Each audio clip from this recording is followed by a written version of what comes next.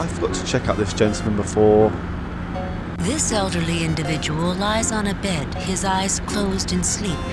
He clutches a blue blanket tightly around him.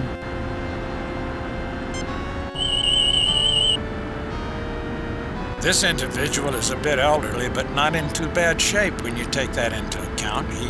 He seems to be suffering some brain lesions that might be genetically linked and nerve degeneration in the lower back. The elderly alien barely opens his eyes to glance at you, then closes them and lies back. We were sleeping. The rigors of rulership are severe. Present yourselves if you must, else let me be.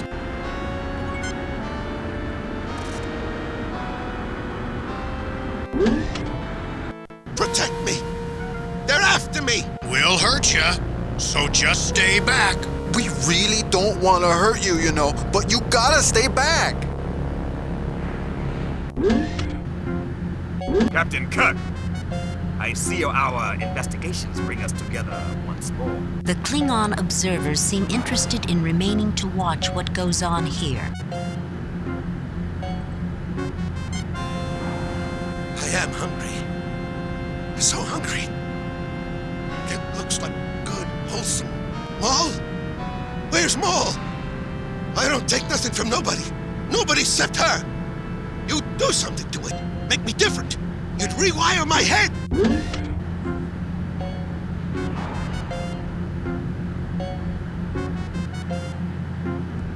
Call for me, Tusken? I thought you might be hungry, so I brought you something you could safely eat.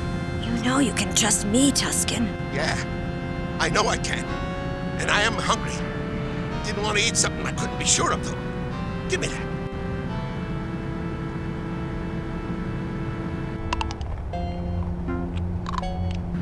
Now I want to take a nap.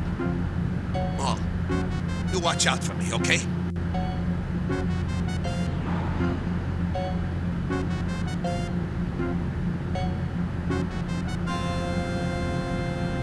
The Klingon captain gravely takes the fruit, smells it, and takes a large bite from it. Thank you. This is good. And while my aide might disagree, some food becomes that much sweeter when it is shared. Oh. I am feeling a little down, Captain Kirk. But don't bother about me, I'll be all right. Captain Kirk, don't waste your time or mine. I expect more than that of you. I listened to my brother Rackaback and to my friend Tusken. They say we have to protect this room and keep anyone from getting into it. Tusken's afraid. Well, Tusken's just confused. I don't think I should go into it right now, but he thinks if people knew all about this place, they'd hurt his mind. Actually, Be careful, brother. Remember that Tusken warned us people might seem nice, but not really be nice. I don't know what would happen, actually. After all, I can't read the future. I'm more interested in a good fight than in talking. Well, it's a fight you'll get. Well, I say fight.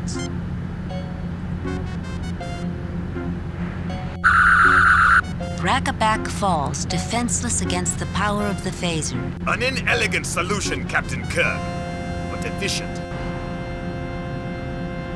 There wasn't much else we could do. Well, I didn't try using Spock.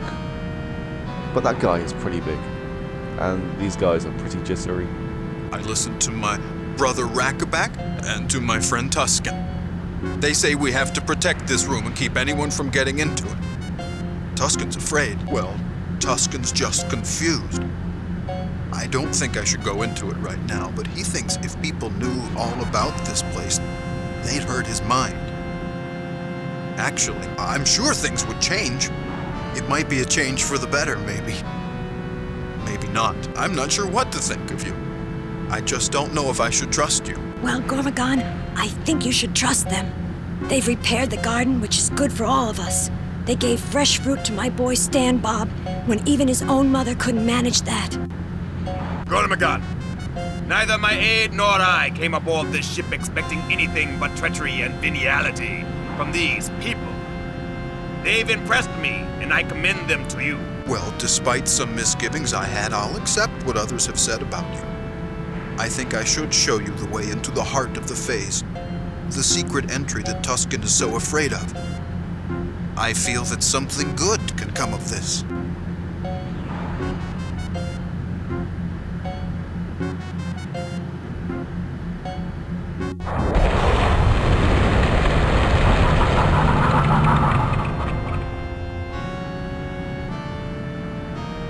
If he was leaning against this, then surely he would have fallen backwards into the hole when it moved. I listened to my... Well, I'm sure things would change. It might be a change for the better, maybe. Maybe not. I guess I'll just trust you to do the right thing. Don't you worry about us. Rakabak is a large individual lying unconscious on the floor.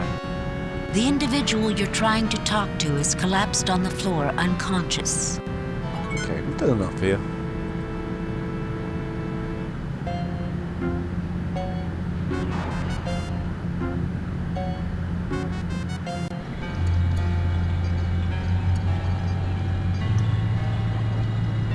Recognition of the broad realm of possibilities, challenges, and curiosities this room represents shines reflected in her dark eyes. A man whose life is devoted to organic living things, Dr. McCoy seems utterly out of his element, surrounded thus by inorganic machinery, and the uneasy sense that this too might be life of a sort. The Vulcan's interest in his surroundings is sharply piqued by what appear to be irreconcilable spatial anomalies and discontinuities of technologic sophistication. The captain is uneasy, certain that this claustrophobic-seeming room holds challenges yet to be discovered. A Klingon crewman wearing a look of disdain and distrust. A Klingon officer whose direct and intense expression never wavers. This looks almost identical to the containers that house the phase. This looks almost identical. This room appears strangely compressed, giving a sense of closeness that borders on the discomforting. Every wall is interlaced with what looks like a web cage of electrical wirework, with almost organic-looking nodules and bubbles.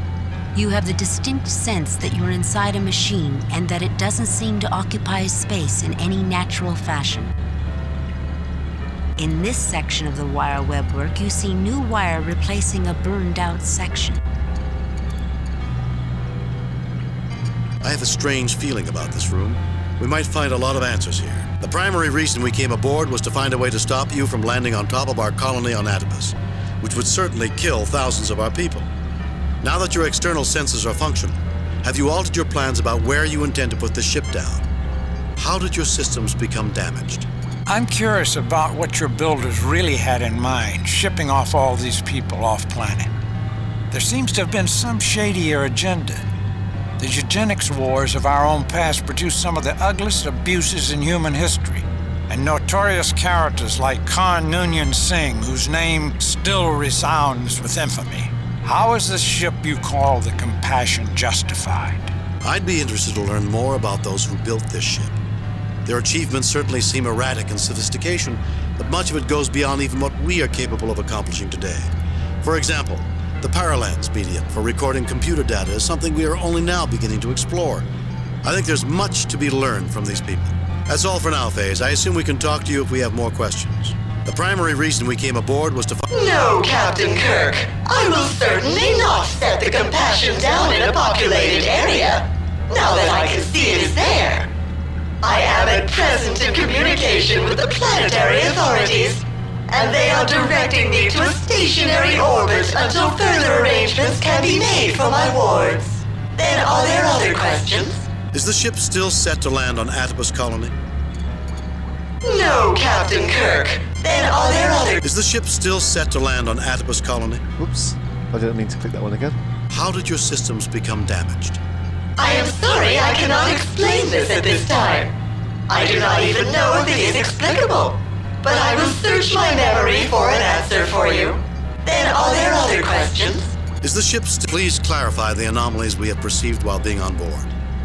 I'm curious about what you're building. I have no information about your eugenics wars, but a fundamental social philosophy of the Builders was that civilized people of goodwill would tolerate and value variability as a sign of cultural and social health.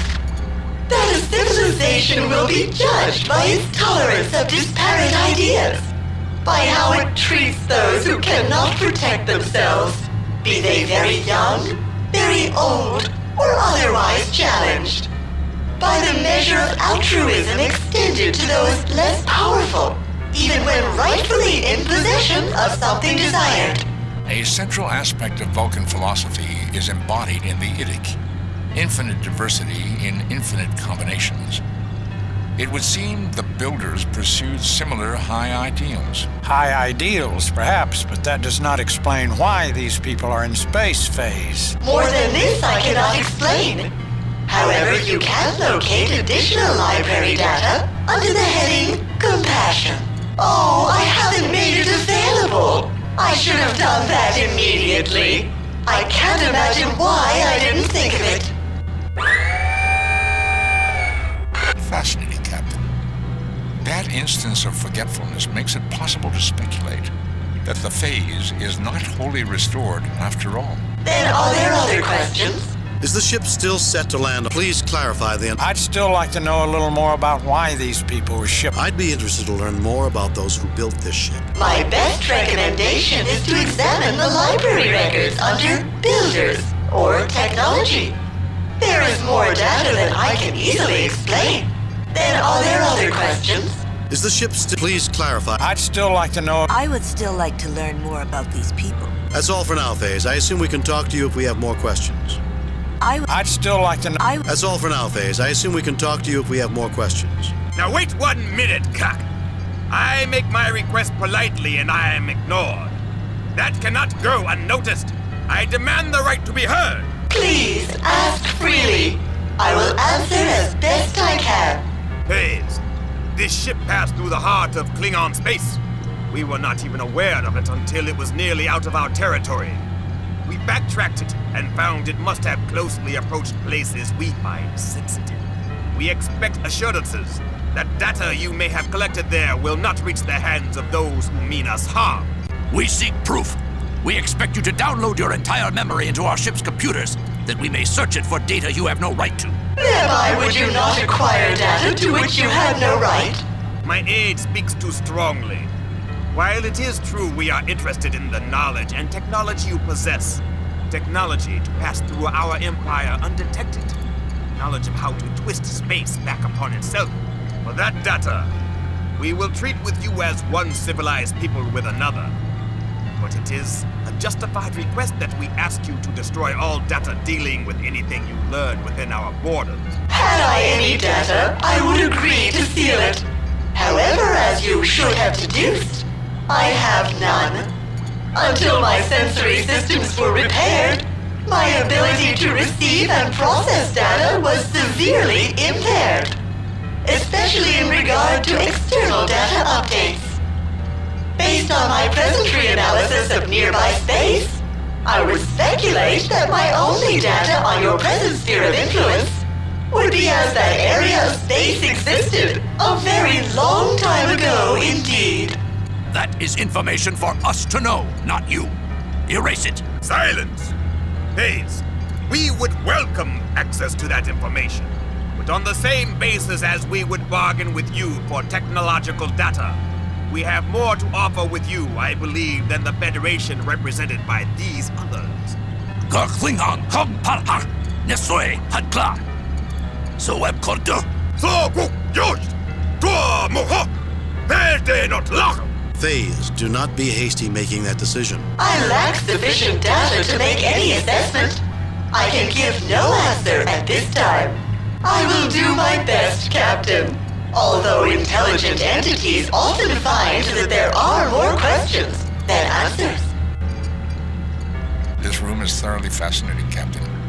I theorize that this is a virtual space replica of the interior workings of the artificial intelligence which the phase represent. The interface is seamless, and work performed in here is functionally identical to working directly in the computer. Like so much we've seen before now that is highly advanced technology, yet archaic 20th century style wiring carries the electronic information. I have a strange feeling about this room. We might find a lot of answers here. Is the ship still set to land on Atopus Column? That's all for now, Faze. I assume we can talk to you if we have more. I will do my best, Captain. Although intelligent entities often find that there are more questions than answers. I don't know what to say, Jim. This place is genuinely weird. Captain, this place is disturbing. I agree. Of course, that's probably because I don't understand it. It's amazing how something that once seemed disturbing can become ordinary when you understand it. What makes you think I've got anything to discuss with you? I'm here as an observer. When I have something to say, I'll let you know.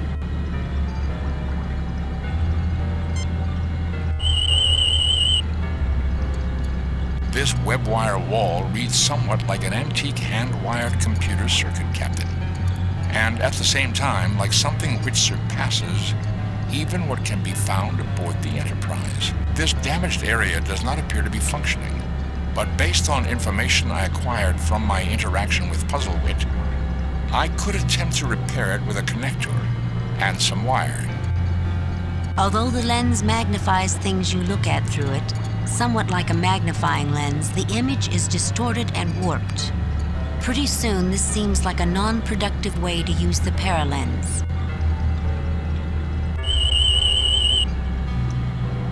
Nothing unusual about that object, Captain. Okay, let's try and repair this machine. This console. If you'll bring that over to me, I might have a better suggestion if I took a closer look at it. Try not to smash him over the head with it, please.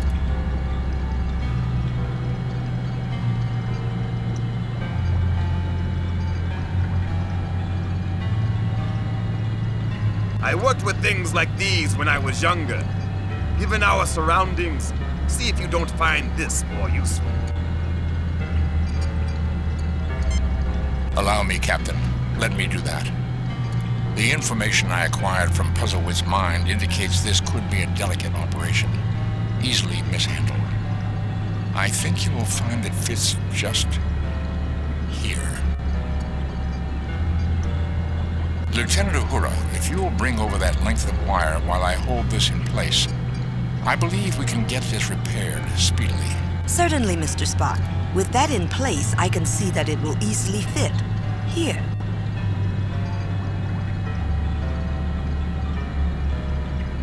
The final connection is made, and Uhura smiles widely. That's it! That fixes the broken connection.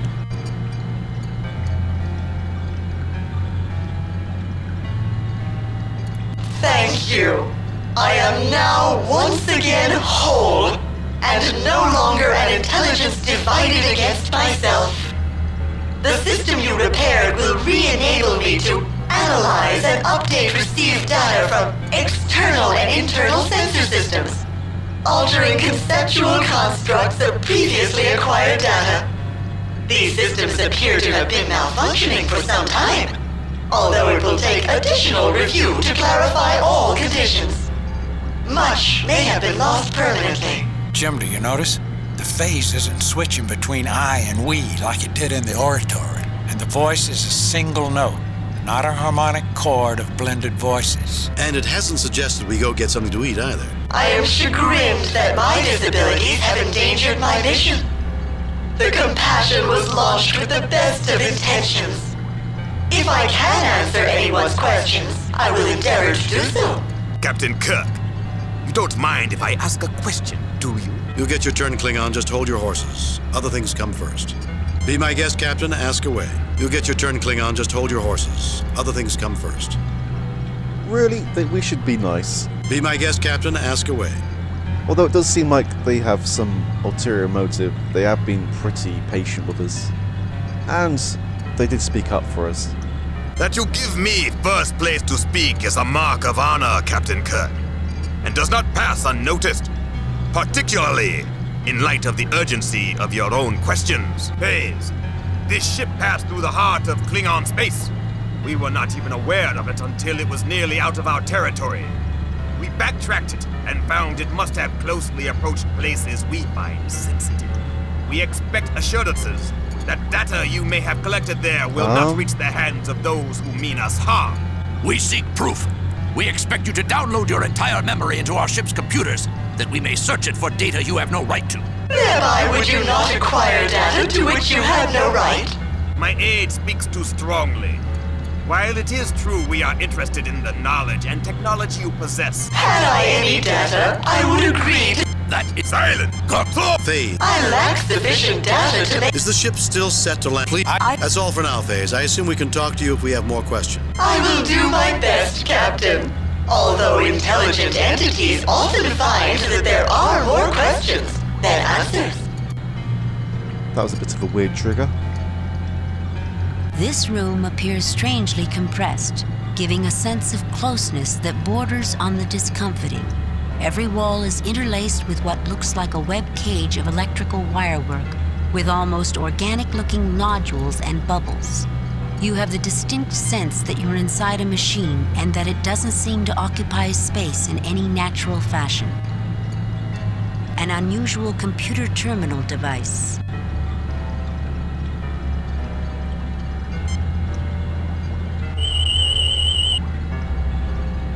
This machinery appears to be a read-only computer terminal. The configuration and construction seem quite unusual, to say the least. But evidently, the same kind of device we saw was damaged in the oratory.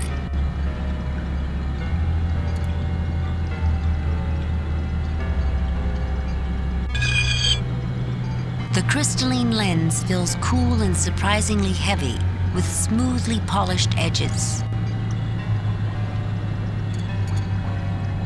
I think we're almost done here. The lens slips easily into the terminal's reading port and the screen activates. Compassion. Diagi decision.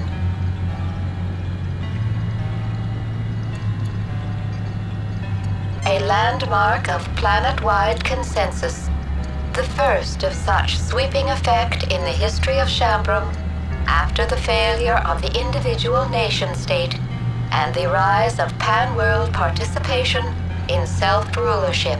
All individuals suffering at Class 3 or higher were sent on extended extrasolar transshipment to await research into these conditions and their treatment. Compassion. Diagi Shambrum. Philosophy. Before the unification of Shambrum, differing personal philosophies, ethical structures, and belief systems repeatedly plunged the people into life-quality destructive interactions on both massive and individual scales. The difficulties created were pandemic, and even those who believed they controlled the most power led desperate lives. Catalyzed by the enlightened intellectuals of the Rational Fifth Council, a desire for peace without loss of treasured freedoms was set as an achievable goal. The transition was not without difficulties, but the culture of the builders eventually arose around a philosophical core, emphasizing tolerance of differences among individuals, maximization of self-actualization of all individuals, and with the paradoxical taboo against intolerance and bigotry. Now, just 1 minute, Phase. Are you listening? You keep saying you can't remember or you lack data or what have you. Even the library data seems vague, incomplete, and contradictory. If you don't know, then who does? Forgive the pause. I had to think long and hard to discover if you had correctly passed this final test.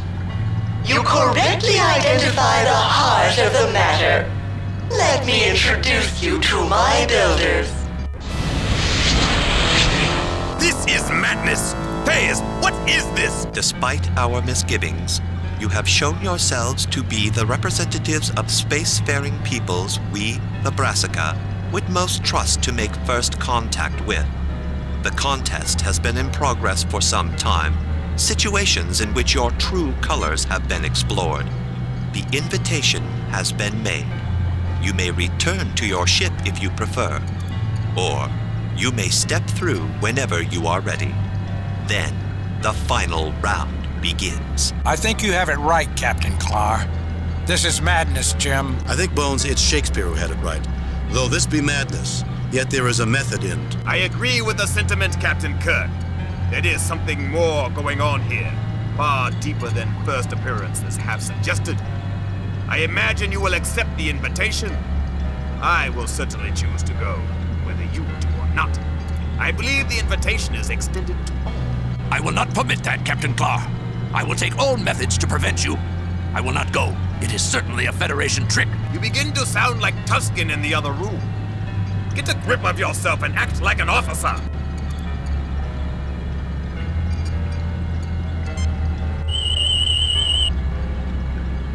Captain, I'm getting a thoroughly anomalous reading. This passage definitely defies the physical laws of space and time.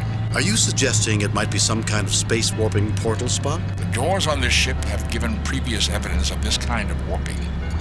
Although the passages on this ship seem normal, they appear to curve space without resorting to hyperspace generation, like the Enterprise's engines.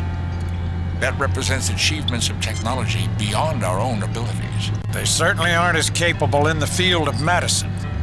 These people are suffering from genetic and chemical conditions that we've been able to treat for the last century.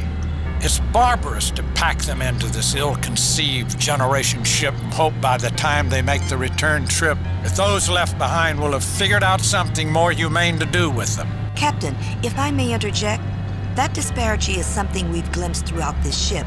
There is a sophisticated food delivery system and a food-producing hydroponics garden. It is as if the parts of this ship don't fit together, or as if there were some purpose beyond the obvious. I was thinking the same thing myself, Lieutenant. I'd like to have a talk with whoever is behind this. And I also, Captain Kirk. I believe our observations have been as anomalous as yours.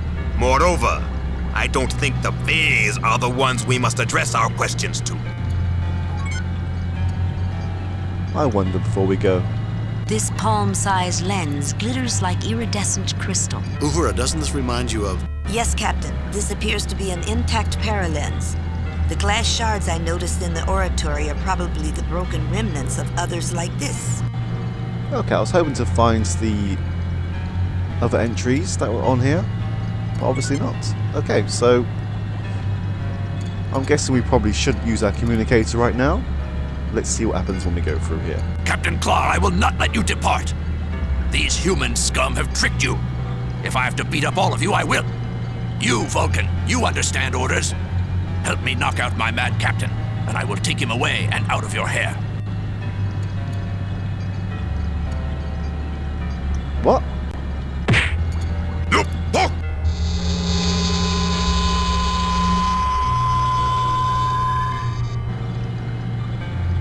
Oh. Okay. Let's speak with these people before we go through. Captain, this is a unique opportunity. I believe we must take this opportunity. I also believe that Captain Clark's presence will prove an asset. Yeah, this man here, he's a very nice Klingon. I have a strange feeling about this room. We might find a lot of answers here. Is the ship still set to land on Atopus Colony? Okay, so we can still talk to the Fays, but we can't access the crystal. That's all for now, Fays. I will do my... I'm a little dubious, Jim, but that's what we're out here for in the first place. I say let's go for it. I even think this may be an interesting experiment in diplomacy to have the Klingon present on such an expedition. The lure of the unknown, Captain. That's what makes life worth living. It's why I joined Starfleet. A chance to communicate with other people, other places, strange new worlds. I don't believe we can turn our backs on this opportunity. I am determined to go explore. There may be dangers, but I accepted that challenge the first day I decided to make my life in space. Okay, let's do it.